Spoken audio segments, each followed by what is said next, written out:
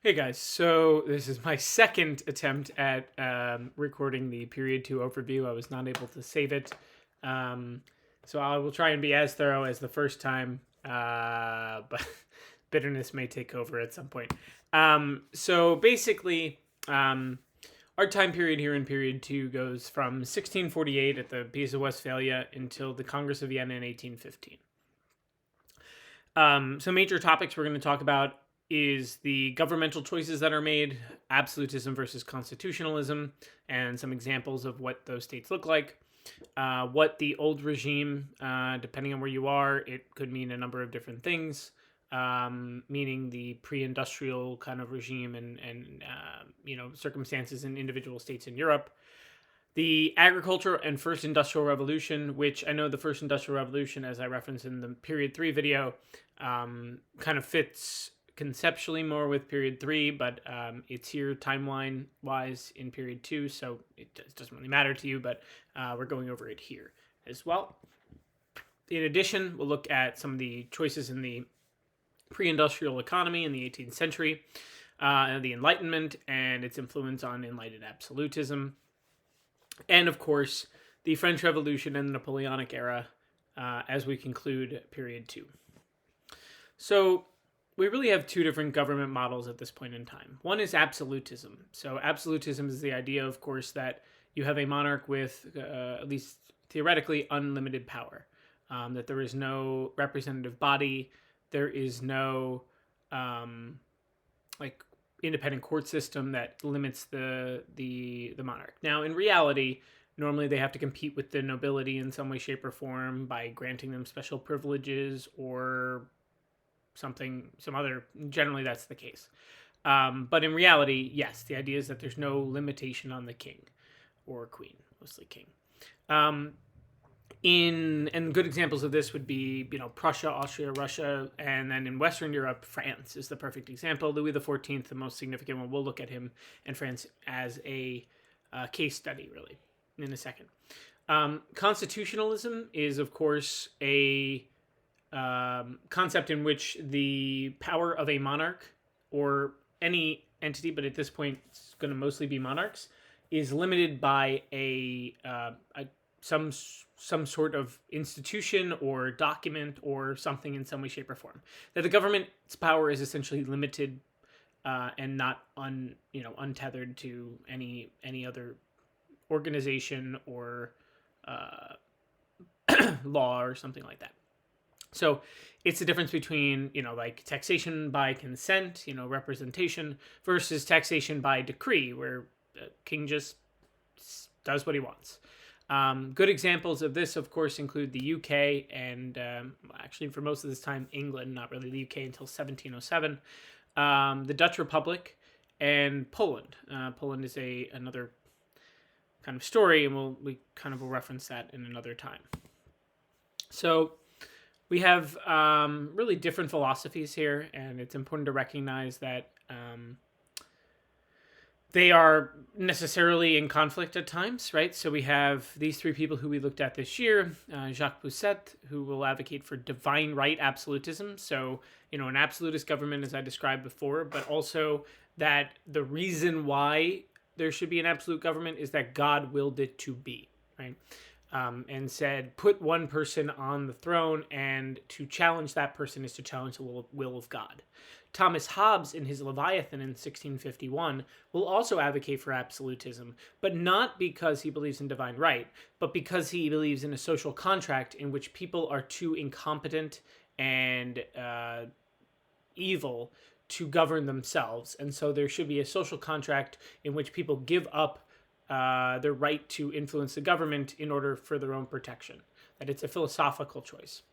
John Locke is going to argue that philosophical social contract should include constitutionalism, that he is going to, at its base, require that a government needs to, part of the social contract is you give up some of your rights, but a government should protect life, liberty, and property. He also uses some biblical justification and Christian justification for constitutionalism, although that's less relevant to our study.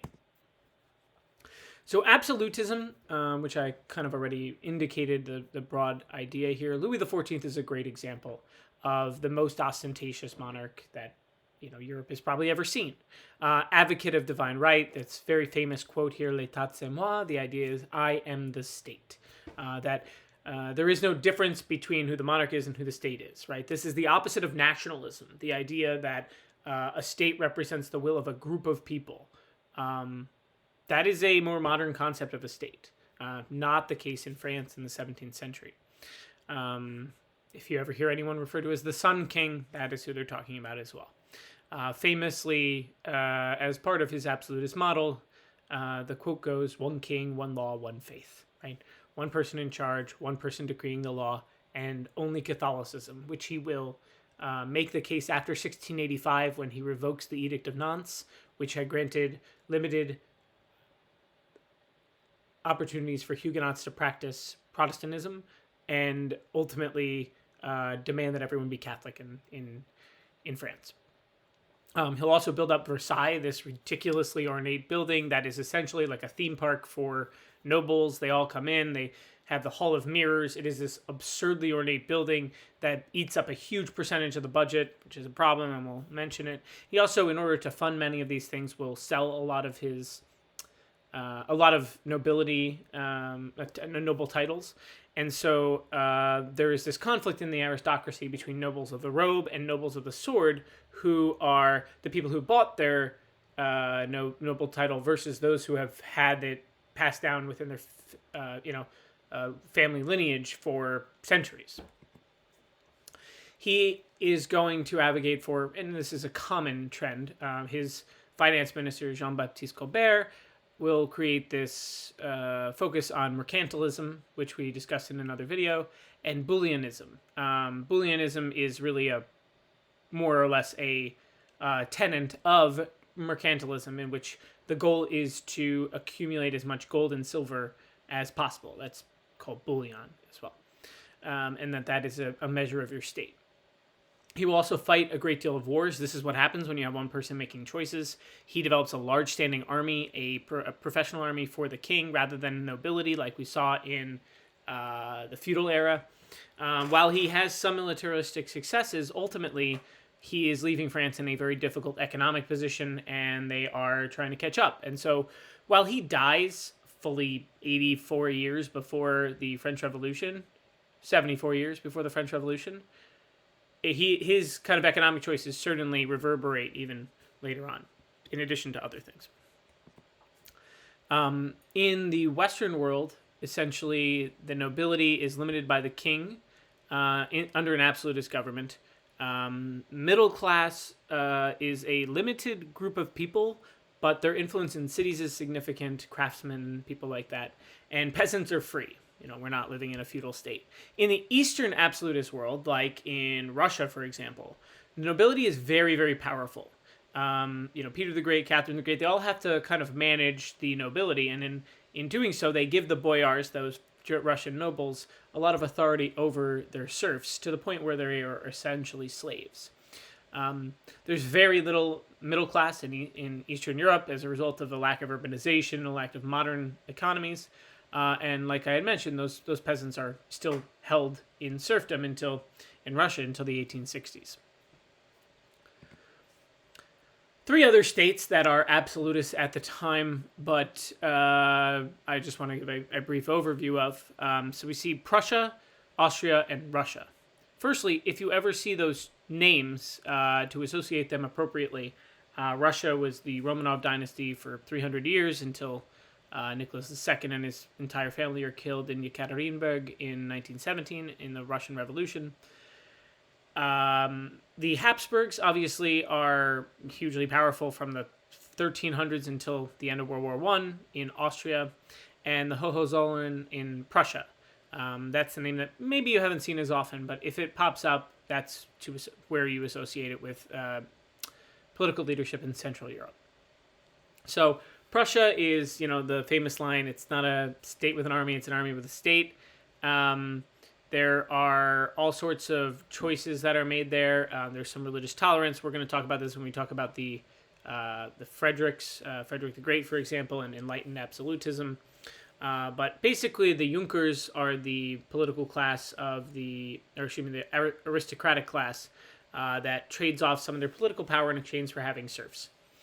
In Austria, we have a very different situation than there is in Prussia in that it's not a national state. The Austrian Empire is extremely multilinguistic, multinational, multi-ethnic, and so it is not able to really unite around a national ethnic identity, and that will just continue to be an undercurrent throughout time. I mean, it's not super relevant at this point in time, but it's worth mentioning. The only other thing to mention here in Austria is this issuing of the pragmatic sanction in, I believe, 1713, in which basically the Austrian Habsburg line acknowledges that power could pass to a woman. Russia deals with, like I had mentioned, the three major threats to the authority of the Tsar: the boyars, which are the nobility, the Streltsy, the musketeers in the military, and the Eastern Orthodox Church, which is really influential. Peter the Great is a good example of a modernizing and westernizing force, although he does bring in some Western European ideals. I mean, it is not the case for most people. He will bring in the idea of educating the youth of the noble class in Western mores. The idea is for increased centralization of power, the development of Russia as a more modern and influential state on a global scheme. And Peter will, bring in some Western reforms like education, like Western dress, and some others to make that happen. His other driving force is trying to expand the Russian state to gain access to a warm water port. After some failures at the Sea of Azov, as a little subset of the Black Sea, he will ultimately be successful in creating the city at St. Petersburg, which ostensibly he names after St. Petersburg, but let's get real. He's named Peter. Constitutionalism takes a different form in different states. So the Polish monarchy, what really all to know about Poland is we have a nobility that is in a parliament known as the Sejm. I do not know how to pronounce that in Polish. And it is weak, decentralized government because they have a lot of authority. They elect poor leaders, sometimes on purpose, so that they don't have too much power in the elected monarch. And any noble can veto any piece of legislation. It's called a liberum veto. It is a major reason why Poland is not able to deal with the problems of, say, the partition of Poland in the 1790s. The Dutch Republic is a great example of a state that does not really maintain a pure monarchy. They have this concept of a stadtholder, although it's kind of like a monarchy with William and Mary eventually are two of the people involved there. They will create a massive commercial empire, basically focused on trade, not so much a colonial system, but really taking control of multi-elements of trade. There are certainly colonies in Indonesia and otherwise, in Suriname and some other states, but ultimately they are a money-making people. After the 80 Years' War with Spain, they're independent, and they practice a very modern way of looking at their state. In England, there is a long history of constitutionalism, going all the way back to 1215 and the signing of the Magna Carta, in which there was a guarantee for the rights of nobility, that the king was essentially limited, even in a very, very small sense. And so Parliament was a long-held tradition in England. And from the time of, the 13th century up until today, Parliament has had some role, almost always. There is this undercurrent of a number of issues. The Consumer Revolution makes England more and more powerful, that they are able to start, like the Netherlands, be a financial state, be in a financial state to be a major player on the world scheme, world scope, in the world market, basically, I mean. Here on the right, you see Elizabeth I, who embraced this idea of politique, that religion was something that needed to be dealt with at home. This Anglicanism versus Catholicism versus puritanical beliefs in England needed to be dealt with, but ultimately, the goal is the state above religion, and she makes concessions to make sure that happens in her 45-year reign. Constitutionalism is challenged in England in the 17th century when the Stuart monarchs of James I and Charles I really kind of believe themselves to be there through divine right. They don't really want to rule with Parliament, and ultimately Charles I even attempts to rule without Parliament at all. Ultimately, he has to call them together to raise some taxes, but he attempted to subvert their rule through any number of other means, like things like ship money and some other processes. This leads to the English Civil War, in which Parliament, which was essentially a puritanical body, revolted against the monarchy, ultimately winning and setting up really a military dictatorship under Oliver Cromwell, who will institute the values of the Puritans, who want to purify the Anglican Church of their perceived Catholic nature. And ultimately, this creates, a very repressive state. They're not, you can't practice like any festivals. You can't celebrate Christmas, things like that. Cromwell dies. His son takes over, and he's very ineffective. And then ultimately, there is a restoration of the Stuart monarchy with the son of Charles I, Charles II, and then James II. But because of continued challenges to the Catholic issue, more so, I would even argue, than constitutional issue, under the Stuarts of the Stuart Restoration, there is this event in 1688, 1689 known as the Glorious Revolution, in which Parliament essentially invites William and Mary, these monarchs from the Netherlands, to England to be constitutional monarchs. And James II abdicates rather than fighting for his position. It's called the Glorious Revolution because it is mostly bloodless. There are some revolts in Scotland and Ireland, but the English certainly don't care about that, and so that's why, in their mind, it's bloodless. It comes with an agreement that they agreed to the English Bill of Rights of 1689, which is really a seminal document in the history of liberalism in Europe, where many of the rights that you would expect in a liberal document are there, right to trial by jury, so on and so forth, reinforcing some of the elements of the Magna Carta and the Petition of Right. And it is really a notion where we had the last significant challenge to constitutional government being ended by the Glorious Revolution. Last challenge in England, I mean. Okay, so what does the old regime look like? So when we say the old regime, we mean anything before really the changing after the Industrial Revolution. So we have these really holdovers from feudalism, even though feudalism doesn't exist. So because we don't have a dynamic economy, land is essentially power. Land is wealth, land is power.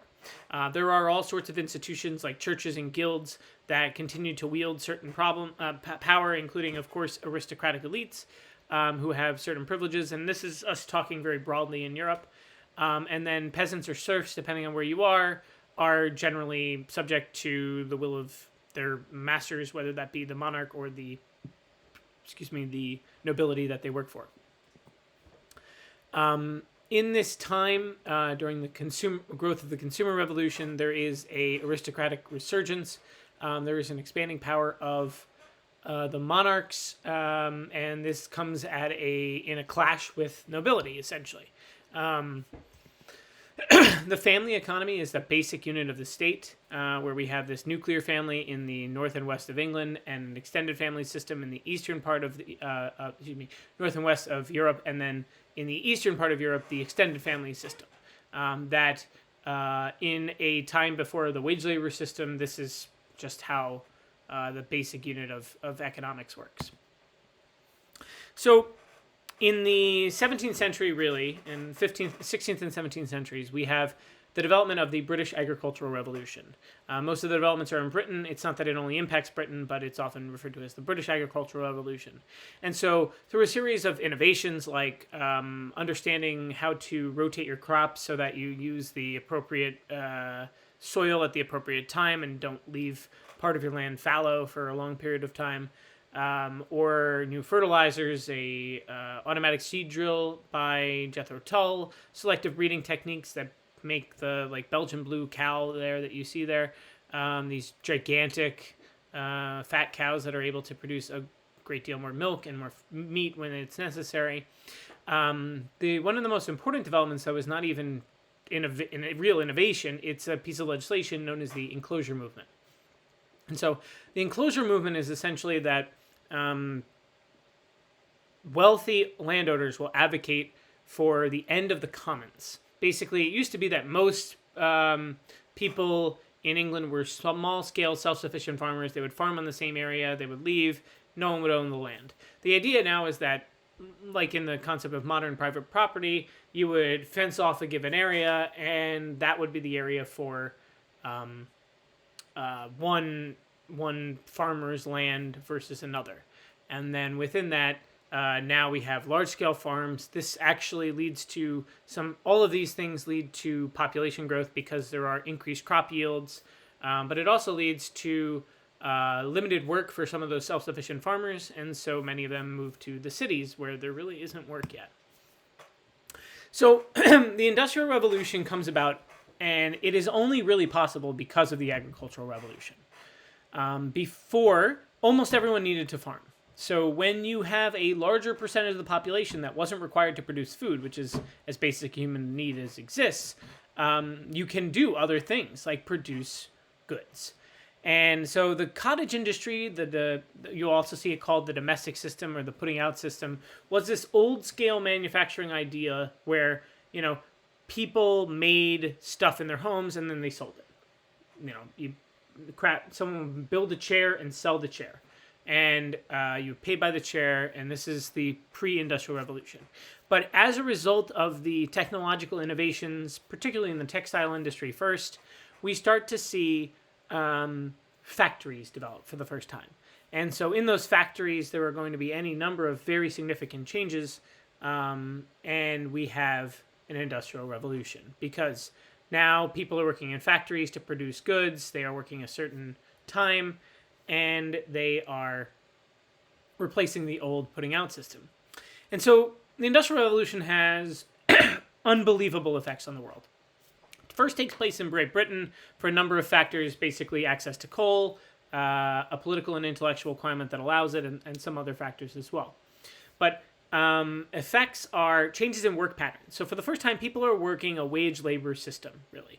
So before this, you made something in your house or you farmed and that was it. Now you go to work at a certain time, you leave at a certain time, you produce for someone else, you are paid for your time. The focus on time as an entity is also very new to the Industrial Revolution. It's not as if there were no clocks before then, but it didn't matter in the same way. This is the end of the old identity of the family economy, although it will take some time to take hold, even in England and then ultimately in the rest of the continent. Leads to urbanization. Urbanization happens here because you need people in cities to have factories. You can't have a factory in the countryside when people don't have a means to get there. This is not an era of, cars or even railroads yet at the beginning. And so as a result of large-scale urbanization, and large-scale still means most people are still living in the countryside by far, but large-scale because it is very significantly increased, we have all sorts of problems in those cities. Problems with sanitation. You have far more people in the same area, you're going to have, sanitation problems. Housing problems, access to affordable housing and, overcrowding, segregation based on income that is really, really problematic. It's actually really never mind, I'm not going to get into it.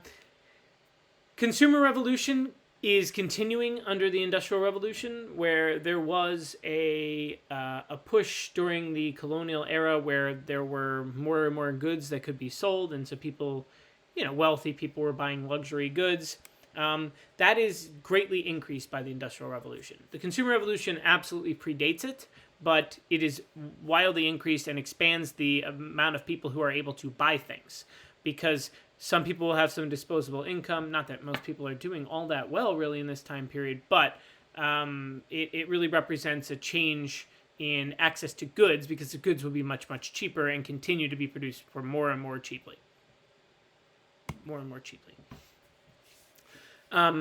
This is in contrast to what the economy had looked like before the Industrial Revolution, in which we still have this old policy of mercantilism, where the government controls trade. Basically, the idea is that in mercantilism, a government has a colonial system around the world, and those colonies feed the mother country.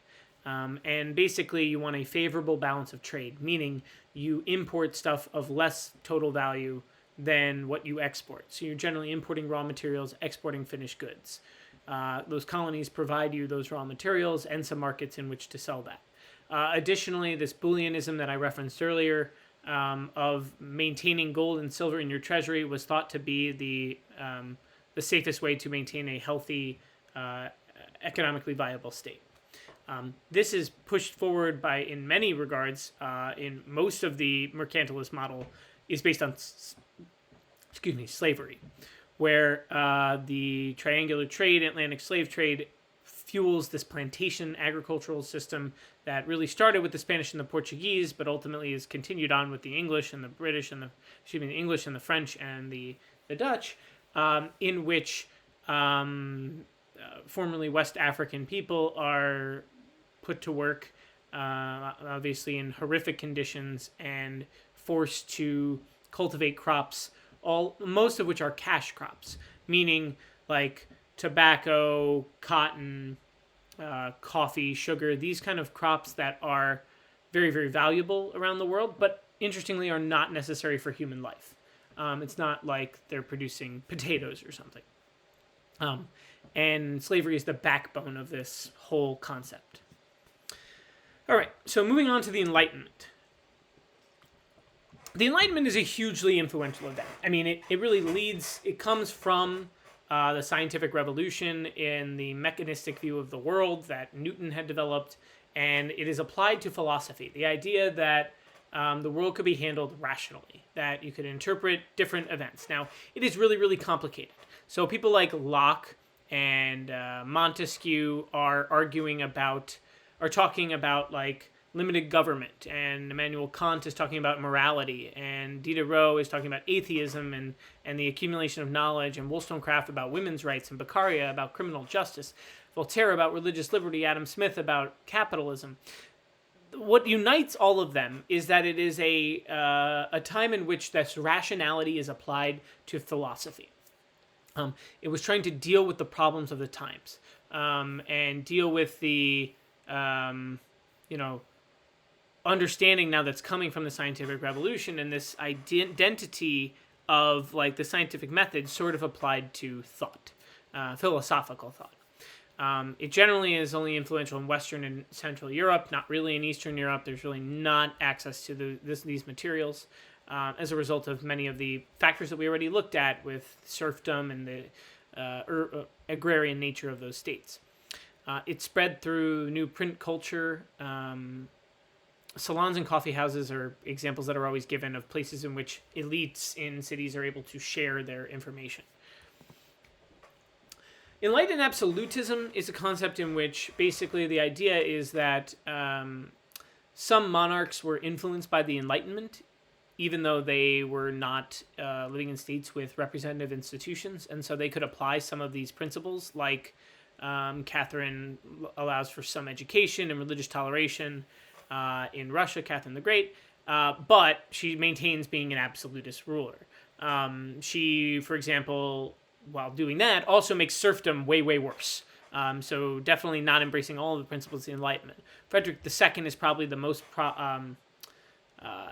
progressive of all of them. He encourages some immigration. He reorganizes agriculture, starts growing a lot of potatoes, frees the serfs, advocates for religious toleration, allows Jews to live in his area. But again, an absolutist ruler. Same in Austria.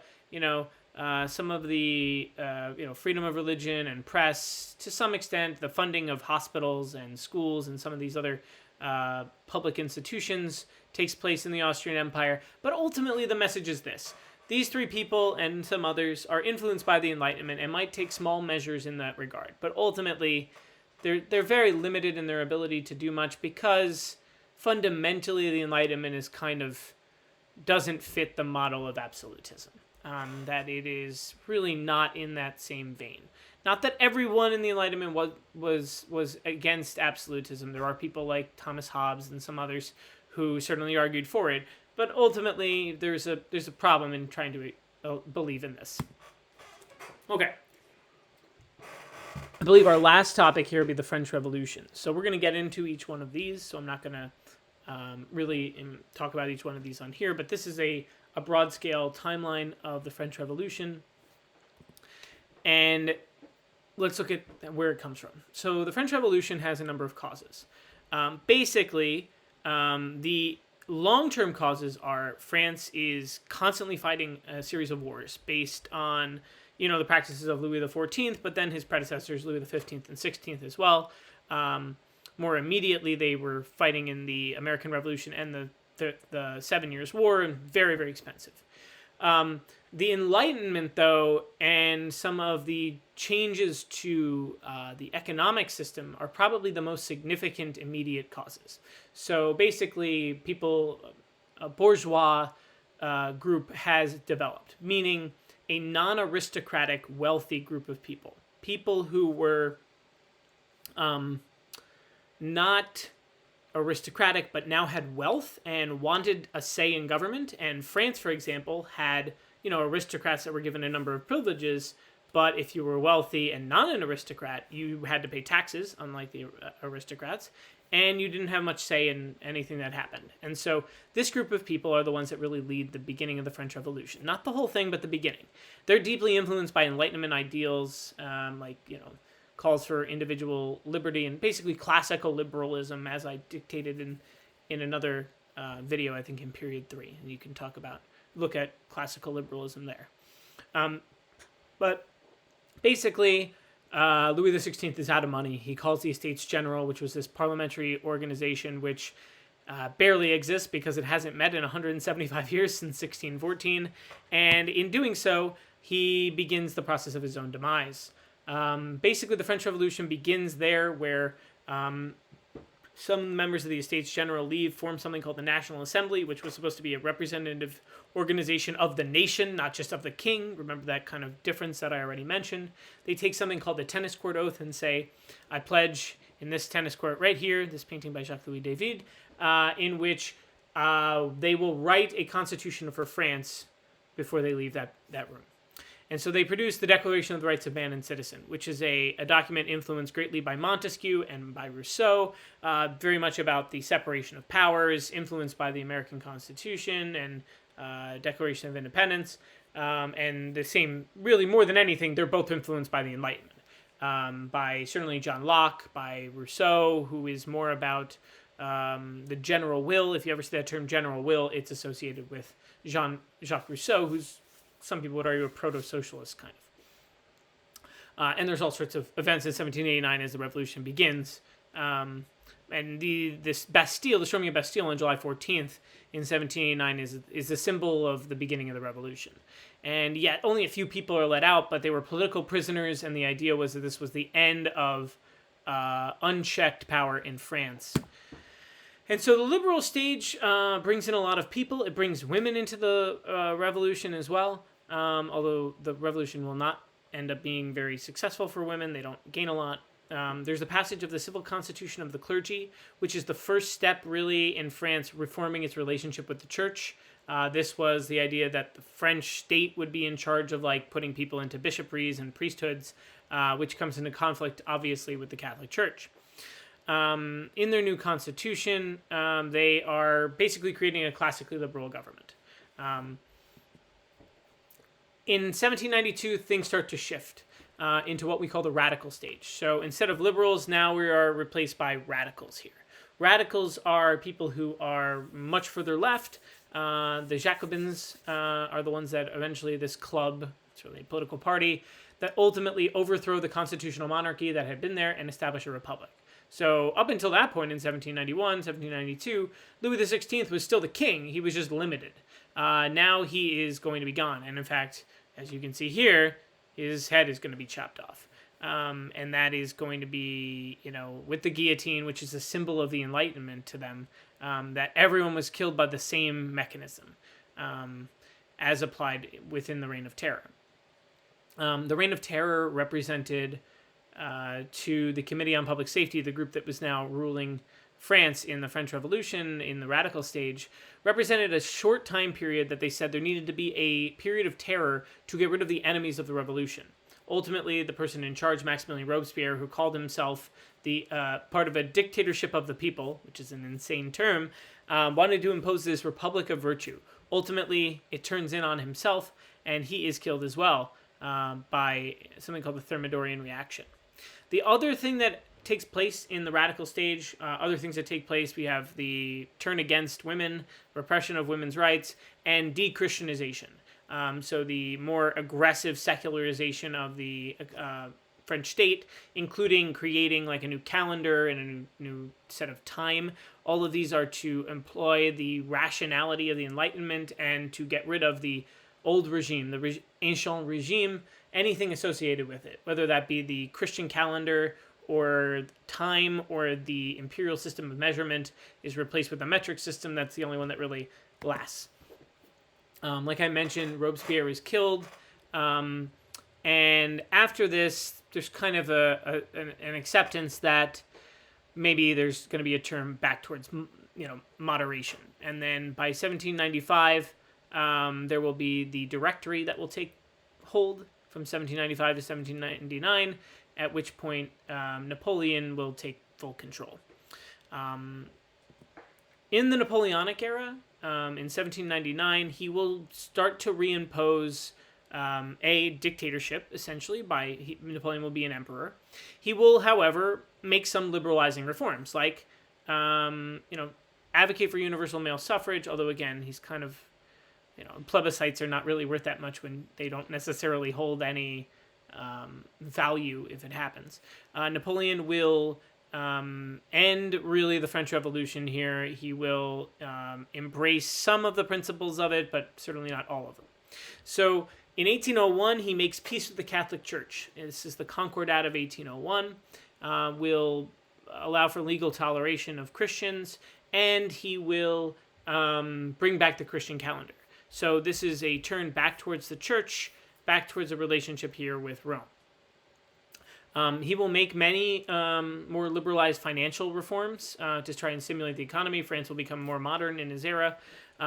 Maybe the most important development, internally at least, of the Napoleonic era is the Napoleonic Code, which is a very, very complicated, thorough code of law in which you could really see any given situation has law. Like, for example, today, if I want to build a deck out of my back of my house, I need to get permits and law. They're like, for any little thing, there are legal repercussions and rules that you have to follow. That's what the Napoleonic Code kind of was. And what it wasn't, though, was helping the rights of women. There are more things about, what to do with your cattle than how to protect women. And certainly not something that he was interested in. There's a very famous story, possibly apocryphal, in which someone asks him, who's the greatest woman in France? And Napoleon responds, whoever had the most children, which is obviously horrifying. And so the Napoleonic Code spreads all throughout Europe as he fights the Napoleonic Wars. And the Napoleonic Code, this kind of like reasonable, even if you disagree with like the reasons or the code itself, but this code of law based on reason, based on a very clear codification of rules, is applied throughout Europe and is the backbone of law in lots of the world today. And he conquers most of Europe, tries to isolate Britain through something called the continental system, and basically embargoes Britain from trading with anywhere on the continent. This leads to a lot more conflict, particularly even with the United States. It causes the War of 1812, and that's not super relevant to us in this point. Ultimately, he extends himself too far into Russia, and his La Grande Armée of 500,000 people returns with 100,000, and Napoleon is decimated. Ultimately, in 1814, he is defeated and exiled to a little island off the coast of Italy known as Elba. Unfortunately, for people who want Napoleon to stay away, they have him guarded by French soldiers who love Napoleon and think he is a great leader, and so they help him come back. So while Napoleon is exiled in Elba, there is a restoration of the Bourbon monarchy, the group that had been in control for a long time in France. Louis XVIII will maintain a lot of the reforms. It'll be a constitutional monarchy with a small number of people having influence, but not the absolutism that was pre-war, pre-French Revolution. Louis XVIII, you might notice we skipped Louis XVII because the son of Louis XVI was killed in prison or dies in prison, and it's a reference to that and the horrors to them of the French Revolution. Like I had mentioned, those people allow Napoleon to come back. That period, they help him escape and go back to the south of France. The Louis XVIII sends troops to go stop him, and they just join him. And Napoleon takes control again of France. It's called the 100 Days. That name should be should indicate to you how short that period is, though. 3 months later, he loses his final battle at Waterloo. He is exiled to St. Helena, and St. Helena is this island in the middle of the Atlantic Ocean, and he dies there 6 years later, guarded by British troops, not French troops. They were not going to let him go. And so the era ends with this. If you pick up with the Period 3 video, you will see the Congress of Vienna, which really reforms Europe in a very significant way. But the French Revolution is an important turning point because it shows the possibility of liberalizing reforms and radical reforms, but also some of the problems with it as well. How it is very difficult to employ, to keep in power for a long period of time, and all of the forces that are working against it. And that these sorts of movements can eat themselves, all of which are important developments in understanding the scope of history in the early 19th century. So this ends period 2. I don't know if you're watching these in order or not, but good luck on your AP exam.